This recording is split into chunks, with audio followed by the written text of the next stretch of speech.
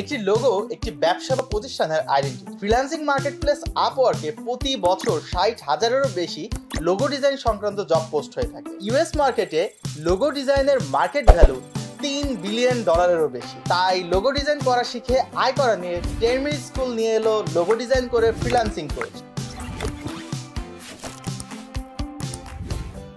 Logo design করে Upwork, fibre এবং অন্যান্য মার্কেট প্লেসে প্রতিদিন শত ডলার আয় করছে বাংলাদেশের হাজারো ফ্রিল্যান্সার। আবার অনেকেই স্কিল থাকার পরেও মার্কেট প্লেসে কাজ পাচ্ছেন না সঠিক দিক নির্দেশনার অভাবে।